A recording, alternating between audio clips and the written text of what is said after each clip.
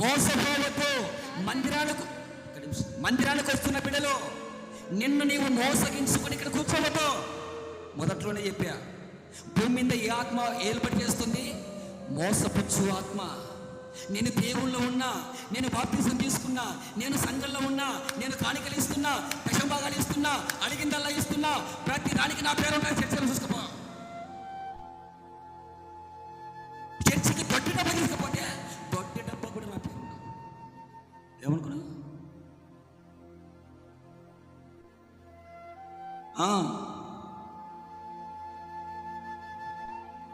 చూసుకో, చర్చిలో ప్రతి దాన్ని చూసుకో, నా పేరు ఉంటుంది. నేనే తెచ్చితివి. ఏమి చేసి తెచ్చితివి? అన్ని అక్రమాలు చేసి తెచ్చితివి.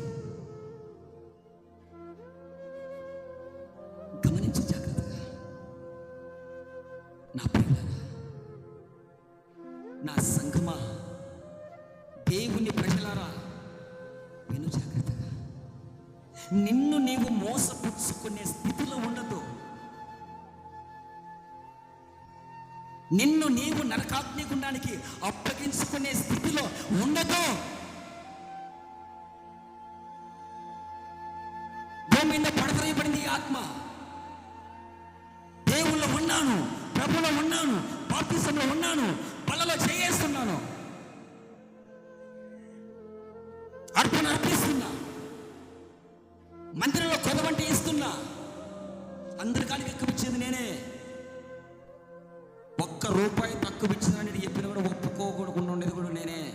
మామూలుగా ఉండదు వ్యవహారం, మామూలుగా ఉండదు. మళ్ళీ వ్యవహారం సేవకుల మీద తన్నని పోతాం. మళ్ళా ఒక ఆమె సంద 3000 పదాలు ఇచ్చిందంట.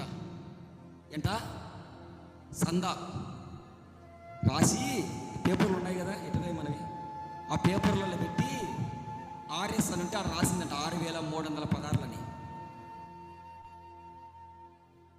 రాస్తే, హడావిడిగా అన్నీ తీసి చదివి ఆ క్రమంలో సేవకుడు మళ్ళీ గొట్టాలలో చదవాలా. లోపల ఉంటే ఎవరో బాగుండవు, అందరికి వినపడాలని ఎంత ఇచ్చినానో. ఆమెని కనుక రోజు నాది ఎంత వచ్చిందో, నా వంశం వాళ్ళు ఎంత ఇచ్చినారో అందరికీ తెలాలా. ఎవరి కనుక ఎక్కువ వచ్చిందిరా? ఫలానాల్లో.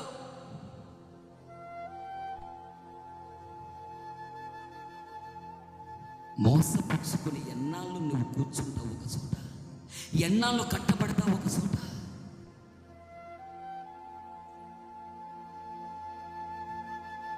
నా ప్రియులారా, విను జాగ్రత్తగా. ఎన్నాళ్ళు మోసపూరితమైన